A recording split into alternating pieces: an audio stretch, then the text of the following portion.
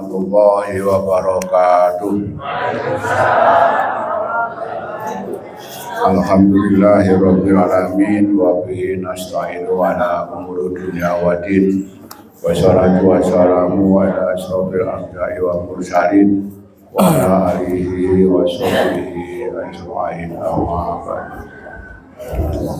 Bapak-bapak, ibu jamaah Majelis Tabligh PCM PCA harapan saya yang dirahmati Allah.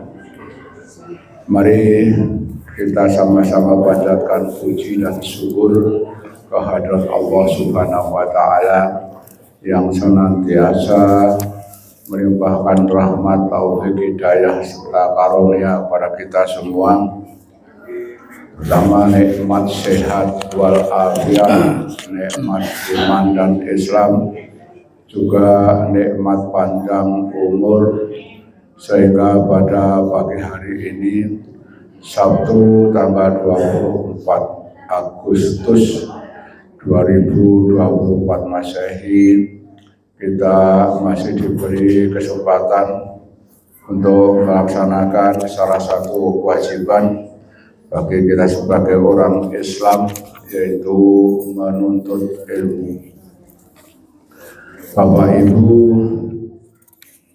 jamaah Majelis Tabligh PCM harapan saya wabil khusus Bapak narasumber kita, Bapak Ustadz DRS Haji M. Ali Aswad MA, Bapak pengurus, Bapak Ketua PCM harapan saya, Bapak DRS Agus Wijan, Ibu Ketua PCA harapan saya Ibu Sulastini SPDI, dan bapak-bapak semua.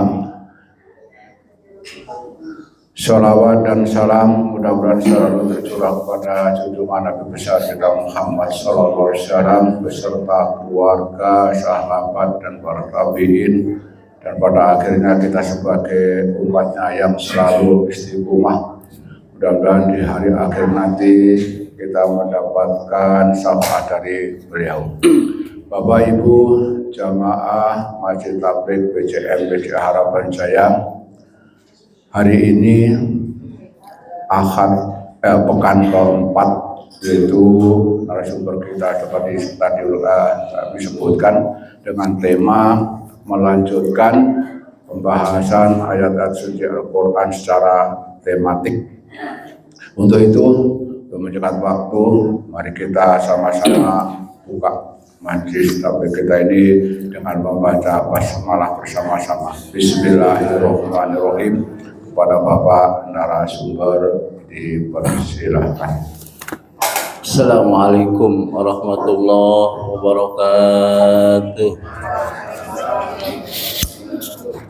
Alhamdulillahilladzi bi ni'matihi tatimmus sholihat. Asyhadu an la ilaha illallah, asyhadu anna Muhammadan abduhu wa rasuluhu la nabiyya ba'da. Allahumma shalli wa sallim wa barik ala sayyidina Muhammadin wa ala alihi wa ashabihi wa mawala wa la hawla wa la quwwata illa billah. Amma ba'du, faqad qala Allah ta'ala falawla nafara min kulli firqatin minhum ta'ifatun liyatafaqahu fid-dini wa liyunziru qaumahum idza raja'u ilaihim la'allahum yahdharun.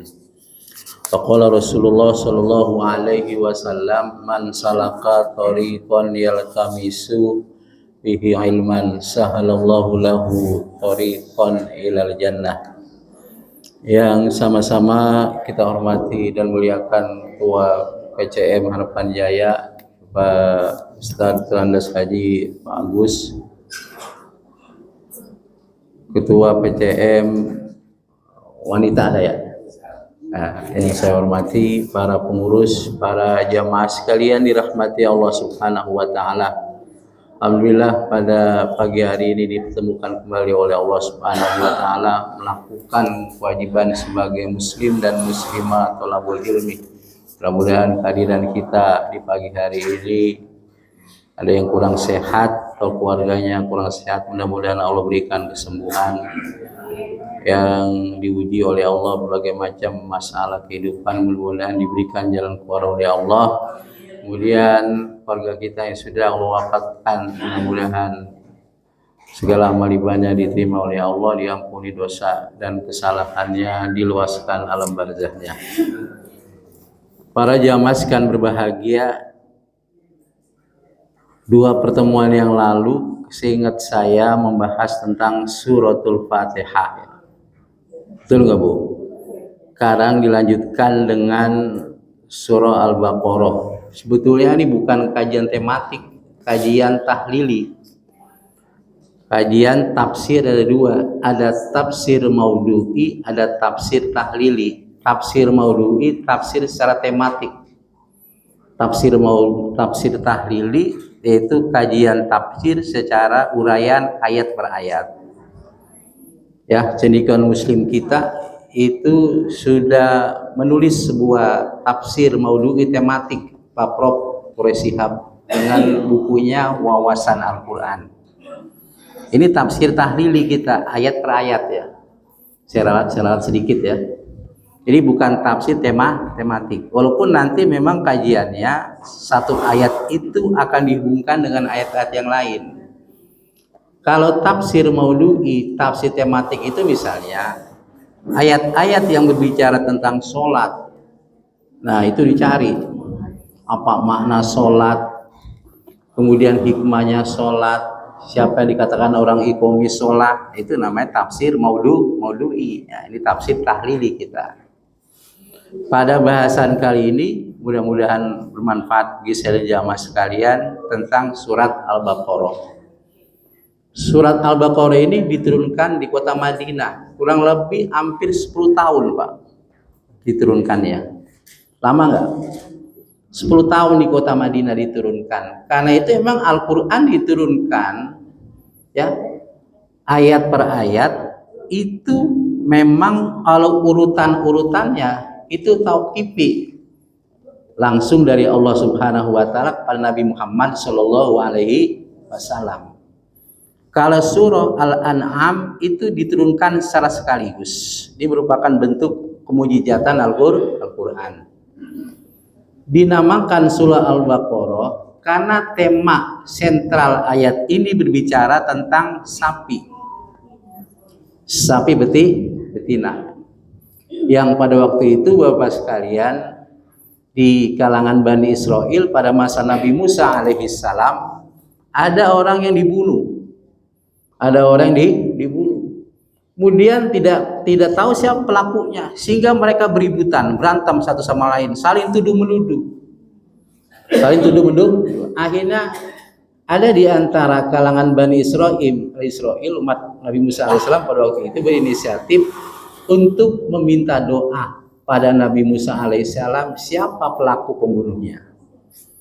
Nah kemudian Allah subhanahu wa ta'ala mewahyukan pada Nabi Musa alaihissalam untuk apa? Sapi itu salah satu bagiannya itu dipukul pada orang yang dibunuh. Itu kalau tidak salah sentral ayatnya dari mulai surat ayat 67 kalau nggak salah ya.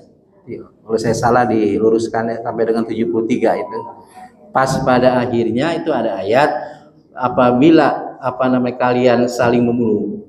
Kalian saling membunuh pada roktum pihak. Lalu kalian apa? Saling tuduh menuduh. Nah, sehingga pada waktu itu Allah Subhanahu wa taala firmankan untuk memukul pakun dan ribu bibadiha. Pukullah itu si korban dengan sebagian apa?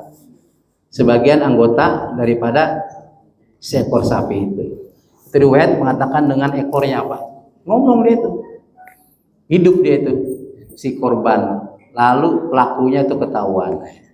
Dari sini Bapak-bapak sekalian bahwa mengisyaratkan pendidikan sesungguhnya memang Allah sangat Maha Kuasa. Dan segala sesuatu perbuatan yang dilakukan oleh manusia berupa kejahatan pasti akan dibalas oleh Allah Subhanahu wa taala. Makanya tidak ada kejahatan yang tersembunyi, Pak. Betul nggak, Pak? Pasti namanya kejahatan itu lambat atau lama akan ketahuan, Pak. Akan ketahuan. Ini ilmunya Allah Subhanahu wa taala yang Allah berikan kepada manusia. Jadi surat Al-Baqarah ini diturunkan secara kurang lebih 10 tahun. Lama nggak, Pak? Lama. Jumlah ayatnya ada 286 ayat.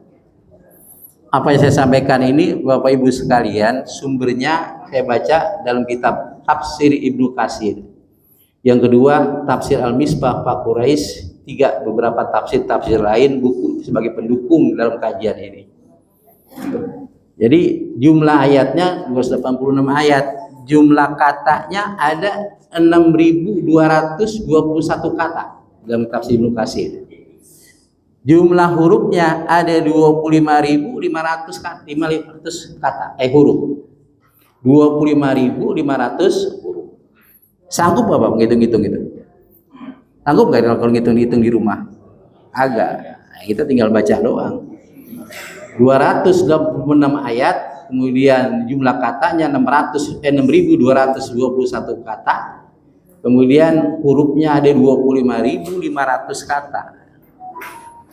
Bapak Ibu sekalian dirahmati Allah Subhanahu wa taala, tentang Al-Baqarah karena memang seputar kajiannya itu ada di Al-Baqarah. Siapa yang menamakan surah Bapak sekalian? Ini surah Fatihah, ini surah Ali Imran, ini surah Al-Maidah, ini surah An-Nisa, dan seterusnya. Siapa yang menamakan? Yang menamakan Nabi Muhammad Shallallahu Alaihi Wasallam atas tauqifi pemberitahuan dari Allah Subhanahu wa taala. Kemudian ayat Quran disusun demikian sebegitu rapi, walaupun turunnya umpama duluan. Kadang-kadang ditaruh di tengah-tengah dalam mushaf Quran. Turunnya yang pertama, terkadang diturunkan di akhir-akhir. Karena ayat pertama, Iqra bismi rabbikal ladzi khalaq, khalaqal insana min 'alaq, Iqra wa rabbukal akram alladzi 'allama bil qalam. Yang ditulis apa di mushaf Quran? Al-Fatihah. Di akhir apa? An-Nas. Nah, ini memang tauqifiyun. Itu ada hikmahnya Pak, ada munasabah. Persesuaian satu ayat dengan ayatnya. Persesuaian antara awal surah dengan awal surah yang lain. Persesuaian antara akhir surah dengan awal surah yang lain. Ini namanya ilmu munasabah. Pak Profesor Quraisy itu Bapak sekalian sudah menulis dalam tafsir namanya Al-Misbah. Punya tafsirnya? Punya, 15 jilid. Ya udah dengerin aja dah. Ini Bapak Ibu sekalian hadir di majelis yang mulia ini cukup cakep banget Pak. Karena ada orang memang yang penangkapannya melalui hanya mendengar, tidak melalui membaca, betul nggak Pak?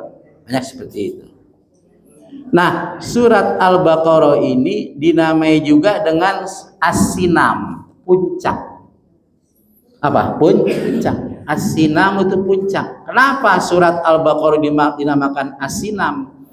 Karena sesungguhnya puncak petunjuk tidak ada lagi kecuali kitab suci Al-Quran. Makanya Bapak sekalian, kalau ada orang mau belajar cara menerjemahkan Quran, nahu sorofnya dan sebagainya, cukup mengkaji surat Al-Baqarah, betul nggak? Di surat Al-Baqarah itulah termakna, terkandung, include sudah ada ayat-ayat yang lain, surat-surat yang lain yang masuk kepada surat Al-Baqarah. Puncak, As-Sinam itu puncak. Yang kedua, kenapa dinamakan surat Al-Baqarah As-Sinam? Karena puncak itu tidak lain adalah keimanan kepada Allah Subhanahu wa taala dan beriman akan keniscayaan hari kiamat, hari akhir.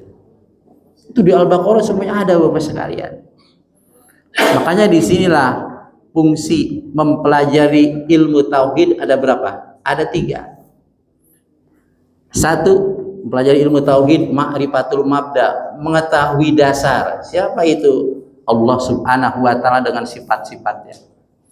Yang kedua, ma'rifatul wasithah, mengetahui yang menjadi perantaraan yang sampai ajaran Allah kepada kita sekalian, ma'rifatul wasithah. Ya, beriman kepada para malaikatnya, beriman kepada rasul-rasulnya, beriman termasuk kepada kitab-kitabnya.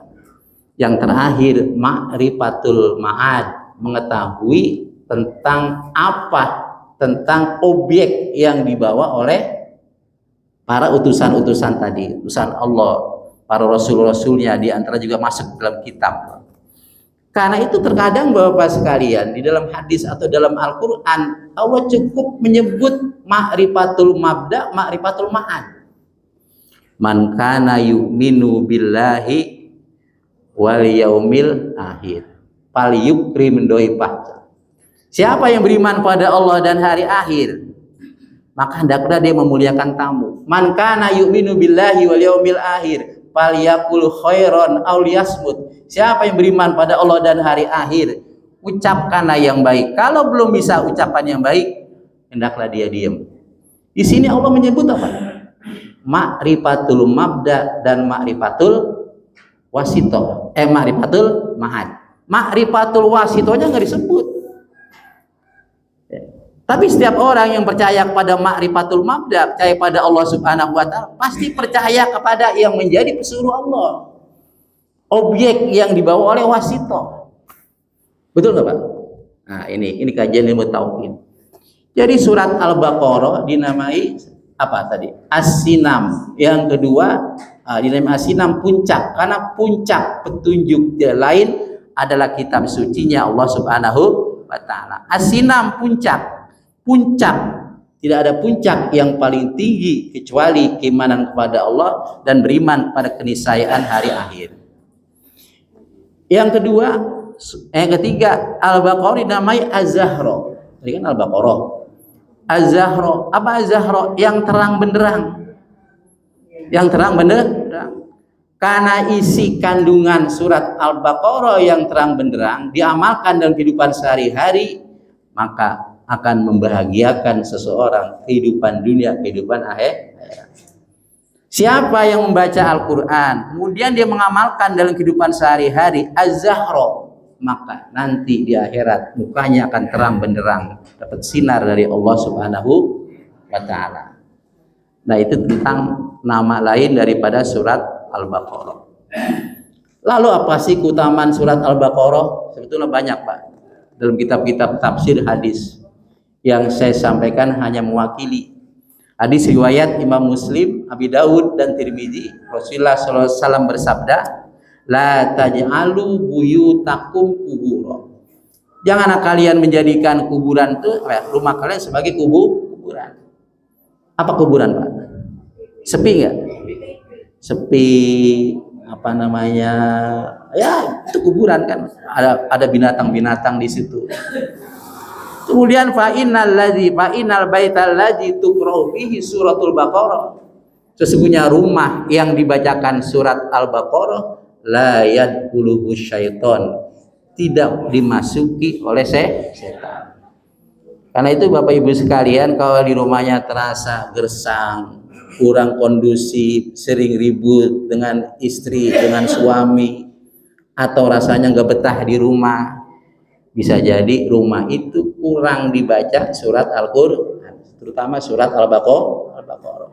Bait rumah Pak, dalam konteks kebahasaan, rumah itu dalam bahasa Arab ada 3. Ada apa namanya, manzilun rumah, maskanun rumah, baitun rumah, bahasa Arab. Kalau manzilun rumah dalam konteks rumah itu ada perabotan-perabotannya tuh. Baik perabotannya bagus atau enggak bagus. Kayak ada bahasa Arab alatul manziliyah, perabotan rumah tangga. Ada kulkas, ada bangku, ada perabotan yang bagus, itu manzilun. Maskanun juga rumah, tempat tinggal. Rumah dalam konteks strategis apa tidak strategis rumah. Baitun juga rumah. Nah, ini dikendaki kita Pak, baitun rumah. Nah, rumah yang memberikan kebetahan, rumah yang memberikan apa namanya, ketenangan. Saya dinamakan ada Baitullah, rumahnya Allah. Betul nggak Pak? Baitul Muslimin, rumahnya orang-orang Muslim. Apa tuh? Masjid. Nabi SAW bersabda, baiti jannati, rumahku surgaku, rumah suku surgaku. Padahal ukuran rumah pada masa Nabi itu Pak, ukurannya 4 kali 6 meter, terbuat dari paku rumah dan ini dengan batu-batuan. Tapi Nabi bahagia itu bukan Siti Aisyah. Baitun rumah. Makanya saudara-saudara sekalian, bagaimana caranya agar kita betah di rumah? Rumah itu memberikan ketenangan, kesejukan dalam hidup kita itu. Ya rumah sering-sering dibaca ayat-ayat Al-Quran. Tuh Pak. Kemudian sabda Nabi kita Muhammad SAW dalam hadis riwayat Imam Ahmad, ta'allamu surat Al-Baqarah. Pelajari kalian surat Al-Baqarah. Fa inna ahzaha barakah. Membacanya ada keberkahan dalam surah Al-Baqarah. Wa tarkaha, tidak membaca surat Al-Baqarah hasrah, ada penyesalan. La yastati'uha al-batalah. Itu tukang-tukang sihir tidak akan mampu Pak untuk masuk ke rumah kita atau pada diri kita yang sering dibaca surat Al-Baqarah. Yakin nggak Pak? Ini dalam kitab Tafsir Ibnu Katsir ya. Ada juga sabda Nabi kita Muhammad sallallahu alaihi wasallam, ta'allamu surat Al-Baqarah wa ala Imran fa innahuma zahrawani yuzillani sahibahuma. Pelajarilah surat Al-Baqarah, pelajarilah surat Ali Imran, karena sesungguhnya itu az-zahrawani, keduanya menjadi terang benderang. Yuzillani sahibahuma. Surat Al-Baqarah dan Ali Imran nanti yang akan menaungi kita pada hari kiamat. Halo, di sini perintah membaca. Walaupun ada perintah membaca, tetapi tetap kita semangat untuk mengkaji ayat-ayat Allah Subhanahu wa Ta'ala. Itu tanpadilah surat Al-Baqarah. Kemudian ayat yang pertama, Alif Lam Mim. Nah, ini selalu Bapak sekalian, para ulama tafsir abad 1 sampai abad ke-3 Hijriah selalu menafsirkan Allahu a'lamu bimuradi. Allah yang paling tahu maksudnya. Bapak sekalian kalau baca tafsir apa namanya yang konservatif ya, yang tafsir terdahulu itu selalu ada kata-kata Allahu a'lam bimuradi, Allah yang paling tahu maksudnya. Ini juga pendapat yang dikatakan oleh sahabat Abu Bakar, sahabat Umar bin Khattab, sahabat Utsman bin Affan, dan sahabat Ali bin Abi Thalib. Alif Lam Mim Nun Yasin Po Sim Mim dan seterusnya, itu selalu Allahu a'lamu bimuradi. Tapi ulama-ulama setelah abad ketiga Hijriah, setelah apa? Setelah abad ketiga Hijriah itu mengembangkan, berusaha untuk mentafsirkan namanya dengan ayat-ayat apa nih? Suratul Muqatta'ah, al-huruful muqatta'ah, huruf-huruf yang terputus. Ada berapa Pak? Huruf terputus dalam Al-Quran itu al-huruful muqatta'ah jumlahnya 14 di dalam 29 surah. Itu terangkum dalam kalimat apa? Nasun karimun qati'un lahu sirrun. Nasun karimun qati'un lahu sirrun. Nasun berarti huruf nun dan shad. Karimun huruf kaf, huruf ra, huruf ya, huruf mim. Nasun karimun qati'un qaf ta ain lahu lamhu sirrun sinro. Ini pasti dalam setiap pembukaan surah yang di awal dengan huruf muqatta'ah pasti ada nih huruf-huruf yang tadi itu. Jumlahnya berapa?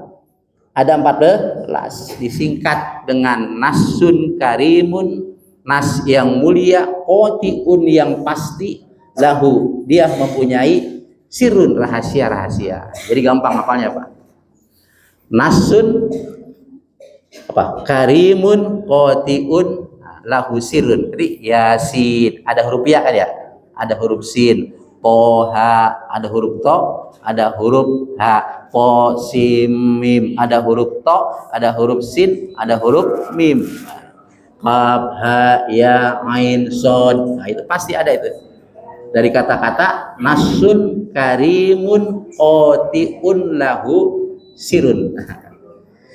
Saudara-saudara sekalian berbahagia. Nah ini. Nah, jadi para ulama-ulama setelah abad 1 sampai 3 Hijriah mengembangkan para ulama-ulama tafsir. Makanya karena kita kajian tafsir, maka kita mengikuti pendapat para ulama-ulama tafsir. Saya tidak menafsirkan Al-Quran, tapi saya menyampaikan pesan-pesan para ahli ulama tafsir. Betul nggak Pak? Ada mereka yang mengatakan al-huruful muqatta'ah itu ada sebagai nama surah. Alif lam mim berarti nama surah itu. Toha nama surah. Yang kedua ada yang mengatakan bahwa sesungguhnya surat-surat apa yang diawali dengan al-huruful muqatta'ah tadi itu sebagai tanbih, sebagai peringatan. Woi, perhatikan misalnya, perhatikan ayat ini nih yang akan dibicarakan. Alif lam mim. Perhatikan ntar isinya nih. Ini seakan-akan begitu, tanbihul. Yang ketiga adalah bahwa sesungguhnya al-huruful muqatta'ah yang jumlahnya 14 huruf tadi itu sebagai isyarat akan kemujizatan Al-Quran. Bangsa Arab, kamu yang masih ingkari Al-Quran disampaikan oleh Nabi Muhammad SAW, baca itu. Buat semisal al-huruful muqatta'ah tadi itu. Ternyata mereka nggak bisa, Bapak sekalian. Itu baru alif lam mim. Tapi Bapak sekalian, walaupun mereka beda pendapat tentang menafsirkan al-huruful muqatta'ah, tapi mereka sepakat tadi jumlahnya ada berapa? 14 huruf. Nasun karimun otiun lahu sirun.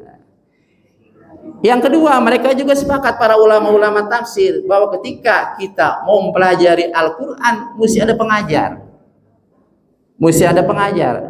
Alif lam mim kalau tanpa baris dengan alam taroh sama nggak? Alam taroh kayak Bapak alam robuka biasa pil. Sama nggak Pak? Kalau nggak pakai baris tuh alif lam mim dengan alam taroh sama kan? Tapi karena itu ada barisnya saat ini, maka kita bisa baca. Dulu enggak Pak. Maka oleh karena itu ketika membaca Al-Quran, berikan di sini ayat isyarat pendidikan bagi kita sekalian harus melalui guru. Dalam hadis Nabi Muhammad SAW bersabda, khairukum man ta'allamal Qur'an wa 'allama. Sebaik-baik di antara kalian orang yang belajar Al-Quran dan juga dia mengajarkan Al-Quran. Sehebat-hebatnya Pak, Rasul menyebut sebaik-baiknya orang tuh. Sebaik-baiknya orang belajar Quran dan juga mengajarkan kepada orang lain. Makanya bagi guru-guru TPQ ini, yang punya TPQ dan sebagainya, TPA sebagainya itu luar biasa Pak. Ini pesan dari Rasulullah Shallallahu Alaihi Wasallam. Memang kalau ngajar TPQ Pak, bocah bayarannya juga murah, 30.000, 50.000, ada yang nunggak berbulan-bulan. Ya enggak ditagi, dia alasan macam-macam, datang begitu aja, enggak lihat orang tuanya, selesai begitu juga. Ibu ngerasain enggak Bu? Ngerasain. Ya udah ikhlaskan pada Allah Subhanahu wa Ta'ala, nanti rezekinya diganti dengan cara lain oleh Allah. Tapi kalau misalnya kursus pendidikan umum, pendidikan matematik, bahasa Inggris, itu luar biasa, mereka keluar biayanya kan. Saudara-saudara sekalian dirahmati Allah Subhanahu wa Ta'ala, ini sekitar baru alif lam mim. Zalikal kitabu, zalika itu Alkitab, Al-Quran, tidak ada keraguan padanya, la raiba fihi hudalil muttaqin, tunjuk bagi orang-orang bertakwa. Jadi kalau zalika ini kalau di i'rab dalam ilmu bahasa Arab, zalika itu isim isyarah. Lamnya itu lil bu'di, kaf harfu hitam. Jadi tetap zalika isim isyarah li tab'id untuk jarak jauh. Kenapa Allah menggunakan zalika di sini? Itu. Padahal Al-Quran dekat dengan kita. Ya, Al-Quran dekat dengan kita. Nah, ini menunjukkan bahwa keagungan, kebesaran, kemuliaan Al-Quran yang dibawa oleh Nabi kita Muhammad Shallallahu Alaihi Wasallam. Makanya cara kita membawanya, membacanya dan wudhu dulu. Betul nggak Pak? Zaman dulu Bapak Ibu sekalian kalau kita ngaji nih, itu kalau orang bawa Quran begini tuh Pak. Betul nggak? Kalau di dada dulu. Kalau sekarang ini ya Allah, udah asal-asalan ya. Di Quran begitu kemuliaan dari Allah Subhanahu wa taala, la yamassuhu illal mutahharun, tidak boleh disentuh kecuali orang-orang yang sudah punya walaupun di mana al mutahharun al malaika, para malaikatnya Allah Subhanahu wa taala. Zalikal kitab, itu kitab. Di sisi lain Bapak Ibu sekalian, Allah juga menamakan ketika menyebut Al-Qur'an dengan kata hadza ini. Banyak tuh Pak di Quran. Allah menyebutkan kata Quran, kitab dengan hadza, ini. Inna hadzal Qur'ana yahdi lillati hiya aqwam wa yubashshirul mu'minin alladzina ya'maluna sholihati anna lahum ajran kabira. Sesungguhnya ini Al-Qur'an. Dan kata ini, para ulama menyatakan ketika Allah Subhanahu wa taala menggunakan kata ini, berarti Al-Qur'an itu dekat dengan naluri, dekat dengan fitrah, dekat dengan tabiat manusia. Tidak ada isi Al-Qur'an yang bertentangan dengan kefitrahan manusia. Betul nggak Pak? Nah ini ya. Jadi itu kitab. Itu kitab. Allah menggunakan kata al. Al ini dalam kajian tafsir adalah apa? Al sebagai imbuhan untuk kesempurnaan Al-Qur'an. Al-Qur'an begitu sempurna dari Allah Subhanahu wa taala yang Allah sampaikan pada malaikat Jibril.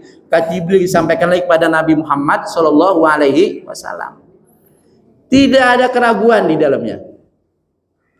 Tidak ada keraguan di dalamnya. Nah, ini tidak ada keraguan di dalamnya Bapak sekalian, bahwa Al-Qur'an yang dibacakan Nabi kita Muhammad sallallahu alaihi wasallam dalam salah satu tafsir, ai alladzi yaqrahu Muhammadun sallallahu alaihi wasallam la syakka annahu min indillah.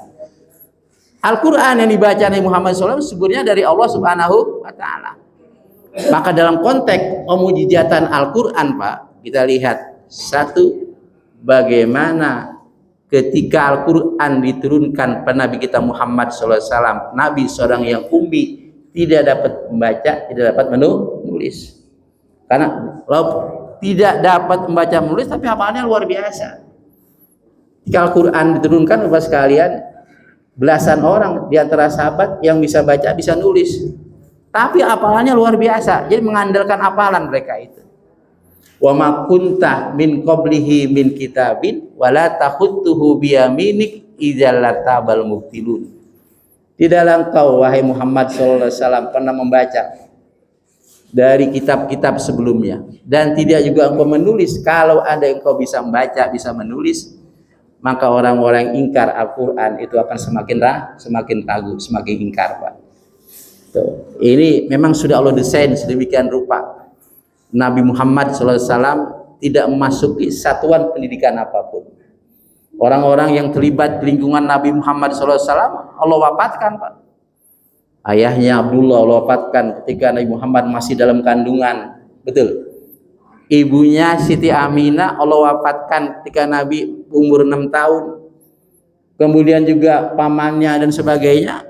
Jadi orang-orang yang terlibat untuk mempengaruhi pendidikan akhlak Nabi sallallahu alaihi wasallam itu dijaga oleh Allah Subhanahu wa taala. Maka ada sebuah hadis, adabani rabbi fa ahsana ta'dibi. Adabku menjadi baik karena memang pendidikan dari Allah Subhanahu wa taala. Jadi Quran tidak ada keraguan, Nabi seorang yang ummi, kemudian Al-Quran diturunkan dengan cara bahwa terkadang tidak ada kesiapan Nabi Muhammad Shallallahu Alaihi Wasallam. Bahkan Nabi menanti kehadiran Quran, nggak datang juga tuh. Ya, ketika di kota Mekah ya, dari mulai surat Al-Alaq dan seterusnya itu 10 surah turun pada Nabi Muhammad SAW. Setelah itu nggak turun lagi tuh. Beberapa hari nggak turun lagi, sampai ada yang mengatakan bahwa Nabi Muhammad SAW seakan-akan dia ingin menceburkan dirinya ke dalam suatu kebinasaan. Kalau memang wahyu itu dari Allah Subhanahu wa taala, Bapak sekalian, ya Kak, kalau memang wahyu dari Nabi Muhammad SAW, tentunya beliau langsung membuat surah itu. Tapi karena wahyu dari Allah ditunggu oleh Nabi Muhammad Shallallahu Alaihi Wasallam. Kemudian ada ayat-ayat celaan, Pak. Ayat-ayat celaan ada kan? Ayatul Itab namanya. Ayatul Itab, ayat-ayat celaan Nabi Muhammad, Pak. Itu saat Nabi Muhammad Shallallahu Alaihi Wasallam sedang menghadapi para pembesar Quraisy Mekah, ya enggak, agar mereka masuk Islam. Tapi ada seorang sahabat Nabi namanya Abdullah bin Umi Maktum datang, ya Rasulullah, alimni, ajarin saya. Rasulullah mukanya masem, Pak, melengos dia, marah. Turun ayat abasa wa tawalla an ja'ahul a'ma. Nabi Muhammad mukanya masem, dia berpaling gara-gara datang ada seorang yang buta yang ingin mendapatkan pelajaran dari Nabi Muhammad SAW. Kalau ayat celaan ini, Pak, sumbernya dari Nabi Muhammad, kan nggak mungkin, Pak, ya? Betul nggak, Pak? Kayak dari Allah Subhanahu Wa Taala. Bagaimana juga ketika Nabi Muhammad Shallallahu Alaihi Wasallam dalam perang Uhud, dia berdarah-darah, gigi gerahamnya sampai apa? Sampai copot, dia nyumpahin dia kepada orang-orang kafir tadi itu. Turun ayat surat Ali Imran tuh.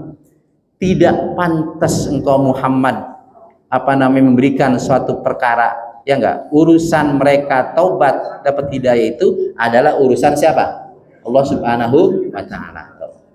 Banyak ayat-ayat celaan.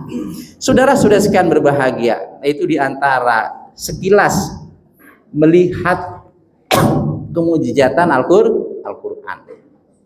Di sisi lain, Bapak sekalian, mujizatan Al-Quran itu banyak. Ada mujizat uslubnya, susunannya. Nabi Muhammad, sekelas Nabi Muhammad SAW itu tidak mampu dalam hadis-hadisnya menandingi ayat-ayat Al-Quran, Pak. Betul nggak, Pak? Bapak sering baca hadis Nabi Muhammad SAW disandingkan dengan Al-Quran, ya enggak? Prosanya, puisinya, susunannya sama nggak misalnya? Tidak beda. Misalnya ayat Sabbihisma rabbikal a'ladzi khalaqa fasawwa wallazi qaddara fahada wallazi akhrajal mar'a faja'alahu ghusaan ahwa. Hadis-hadis Nabi yang Bapak ingat apa? Misalnya hadis innamal a'malu binniyat wa innamal likulli imri'in ma nawa faman kanat, ada janggal ya. Itu hadis Nabi. Idza mata ibnu Adam in qata amalu illa min salasin shadaqatin jariyatin aw ilmin yuntafa'u bihi awalin sholihan ulah. Kalau dilakukan dengan tajwid enak kira-kira, Pak? Hadis Nabi. Idza mata ibnu Adam. Ini memang sumbernya dari Allah Subhanahu Wa Taala. Susunan uslubnya luar biasa. Karena itu Allah Subhanahu Wa Taala menantang tuh kepada orang-orang ingkar Al-Quran. Masih nggak percaya Al-Quran itu katanya buatan Nabi Muhammad Shallallahu Alaihi Wasallam. Kalau tantang satu untuk membuat seluruh Al-Quran yang jumlahnya ada 114 surah. Dalam surat Al-Isra ayat 88 ada itu.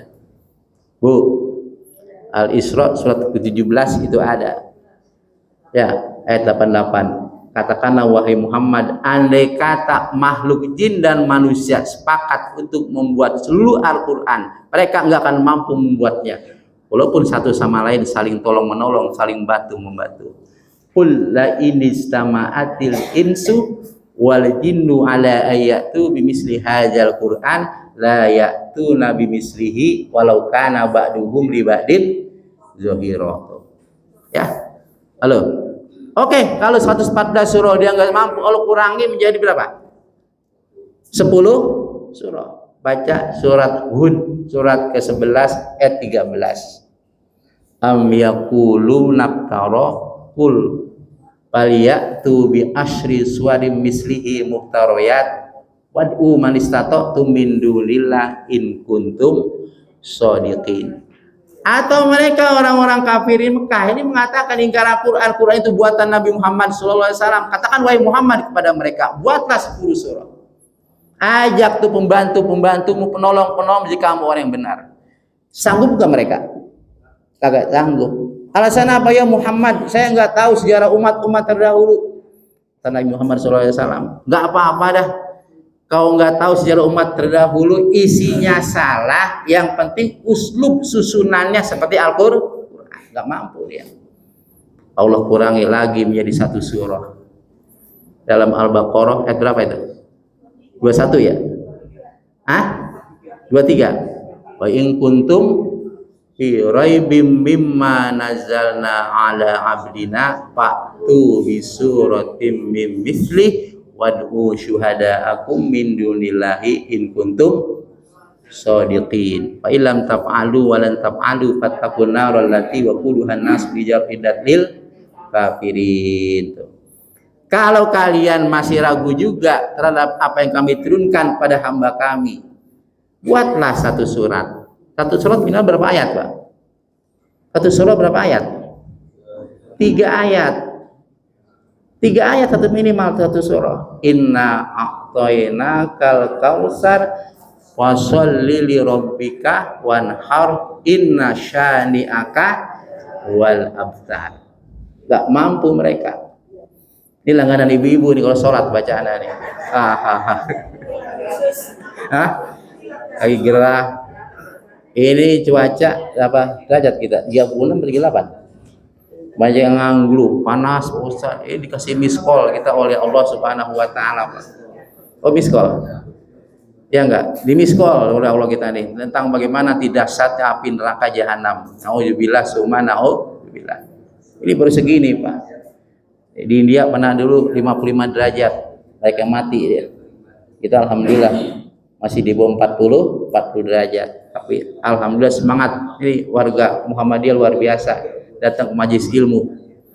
Majelis zikir, majelis ilmu, taklim, pasli, majelis zikir. Majelis zikir belum tentu majelis ilmu.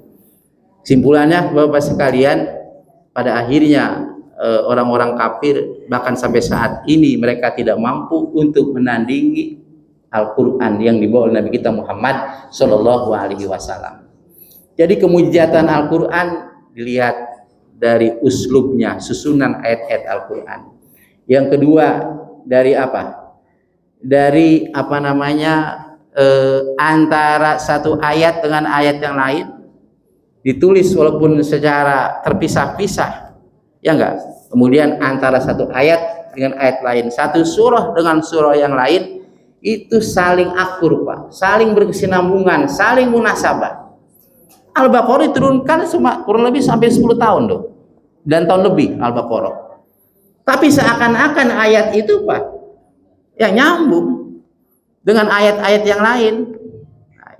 Kayak Allah firmankan, jikalau adalah Quran itu bukan dari Allah Subhanahu wa taala, sungguh kalian akan mendapatkan kontradiktif, ya, pertentangan antara satu ayat dengan ayat yang lain. Kemudian dari sisi ilmu pengetahuan, Pak, isyarat-isyaratnya ada dalam Al-Quran.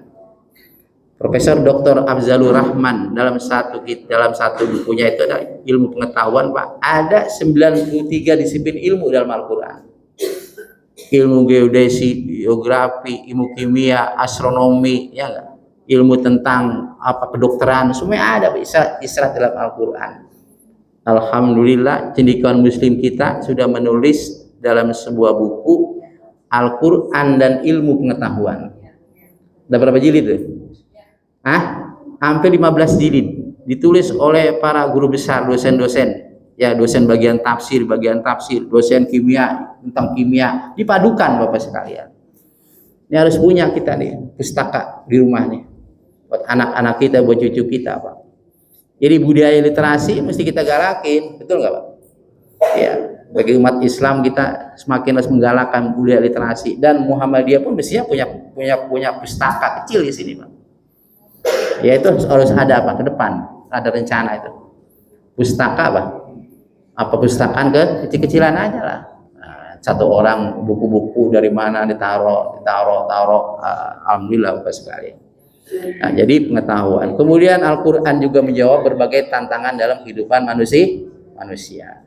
Saudara-saudara sekalian berbahagia, masih banyak, Pak, kalau kita berbicara tentang kemujizatan Al-Quran, ya enggak, yang diturunkan oleh Nabi kita Muhammad kepada Nabi Muhammad Shallallahu Alaihi Wasallam. Paling enggak kita mengkajinya, membacanya, belajar membacanya, kemudian mentadaburkannya dan mengamalkannya dalam kehidupan sehari-hari. Sehingga Al-Quran itu benar-benar menjadi hidayah bagi kita sekalian. Inna hadzal Qur'ana yahdi lillati hiya aqwam wa yubasyirul minal ladzina ya'maluna sholihat anna lahum ajran kabira. Sesungguhnya ini Al-Qur'an, dia menjadi hidayah yang lurus dan sebagai kabar berita gembira bagi orang beriman dan melakukan amal soleh. Sesungguhnya bagi mereka pahala yang besar, dapat surga jannatun na'im. Kemudian terakhir, hudal lil muttaqin, petunjuk bagi orang bertakwa. Ini hudan Pak, bentuk kata jadian masdar. Kalau disebut kata masdar dalam Al-Quran berarti mengandung masa lalu, mengandung masa sekarang, masa yang akan datang, dibentuk masdar. Artinya apa? Al-Quran terus menerus memberikan hidayah, petunjuk pada orang-orang yang bertakwa. Pada masa sekarang banyak orang-orang yang masuk Islam, dia bertakwa, mengamalkan isi kandungan Al-Quran. Pada masa lalu juga, ribuan tahun yang lalu, ya, setelah Quran diturunkan Nabi Muhammad SAW, mereka meyakini kebenaran Al-Quran dan mereka mendekatkan diri kepada Allah Subhanahu wa Ta'ala. Kemudian al-muttaqin. Al-muttaqin, Bapak sekalian, para ulama menafsirkan ketakwaan ini memang dalam segi susunan beda, tapi substansinya sama. Ada yang menyatakan muttaqin adalah imtisalul awamiri wajtinabu nawahihi, menjalankan segala perintah Allah Subhanahu wa Ta'ala, kemudian menjauhkan segala larangannya. Muttaqin. Lalu pertanyaannya, apakah ketika seseorang mengamalkan isi kandungan Al-Quran separuh sudah dikatakan muttaqin? Para ulama menyatakan muttaqin masuk. Walaupun belum keseluruhan dia mengamalkan Quran, sudah disebut muttaqin. Dia mengamalkannya belum secara baru misalnya 70%, sudah al-muttaqin. Kemudian misalnya kurang dari itu, sudah disebut al-muttaqin. Betul nggak Pak? Memang perintahnya adalah ya ayyuhalladzina amanu dkhulu fis-silmi kafa. Wahai orang-orang yang beriman, masuklah kalian dalam ajaran Islam secara keseluruhan. Ya, mudah-mudahan kita termasuk Pak di dalamnya Pak. Karena memang ada 3 kelompok, ada 3 golongan umat Nabi Muhammad SAW ketika menerima Al-Quran. Suma awrasnal kitab alladzina astafainahu min ibadina wa minhum dzalimun li nafsi wa minhum muqtasid wa minhum sabiqun bil khairati biiznillah. Dzalika huwal fadlul kabir. Kemudian kami wariskan pada hamba-hamba kami, pada umat Nabi Muhammad SAW, ada 3 golongan di antara mereka yang mengamalkan Al-Quran. Ada yang zolim, yaitu orang yang dosanya lebih banyak daripada kebaikan-kebaikannya. Ada yang muqtasid, yaitu mereka kebaikan amalnya dan keburukannya ngimbang. Ada sabiqun bil khairat, mereka yang perbuatan baiknya maksudnya amat banyak dan sedikit sekali melakukan keburukan. Mudah-mudahan kita termasuk orang ketiga. Amin ya robbal. Hudal lil muttaqin, tunjuk bagi orang-orang bertakwa. Coba Bapak Ibu sekalian tahu siapa ciri-ciri orang bertakwa Pak ya? Banyak di Quran dijelaskan itu. Hudal lil muttaqin. Kemudian makna takwa apa? Makna takwa juga dijelaskan dalam kitab Tafsir Ibnu Katsir. Bagaimana sahabat Umar bin Khattab, dia bertanya kepada sahabat Ubay bin Ka'ab. Ya Ubay bin Ka'ab, apa sih makna takwa? Apa sih makna takwa? Jawaban sahabat Ubay bin Ka'ab, pertanyaan Umar bin Khattab, bagaimana andai kata engkau berjalan di malam hari, kemudian jalanan tadi banyak berduri? Jawaban Umar bin Khattab, saya akan berusaha untuk berhati-hati di jalan tersebut karena banyak durinya. Kata sahabat Ubay bin Ka'ab, itulah diantara makna takwa, kehati-hatian. Betul nggak Pak? Hati-hati naik motor, berhati-hati kita mencari harta, apa halal, apa haram, apa syubhat. Berhati-hati kita makan. Ini boleh Pak, pantangan apa enggak pantangan nih? Itu termasuk bagian daripada takwa kita kepada Allah. Yang ketiga, makna takwa adalah menghindar siksa Allah. Ittaqullaha, bertakwalah kepada Allah, jagalah Allah. Itu kata ulama ada yang dibuang, ada azab. Ittaqu azaballah, jagalah siksaan Allah. Siksaan Allah ada 2, ada siksaan di dunia, ada siksaan di akhir, siksaan di dunia. Mereka bagi yang tidak menjalankan sunnah-sunnah Allah. Siapa yang nggak mau belajar, dia akan bodoh. Siapa yang berdiam diri, dia tidak dapat duit. Betul? Yang nganggur. Ya, nah itu masuk di antara siksa Allah. Siapa yang menebang pohon-pohon, hutan-hutan secara serampangan, maka terjadi apa? Banjir bandang. Kemudian bagi orang tidak menjalankan syariat, hukumannya adalah di akhirat, tetapi tetap dipanjar, ditegur oleh Allah di dunia. Mudah-mudahan Bapak sekalian bermanfaat tentang sekilas tafsir apa? Alif lam mim zalikal kitabula raiba fihi hudalil muttaqin. Terus satu ayat, baru 2 ayat. 45 menit. Mudah-mudahan bermanfaat. Lebihnya mohon maaf. Hadanallahu iyyakum. Assalamualaikum warahmatullahi wabarakatuh.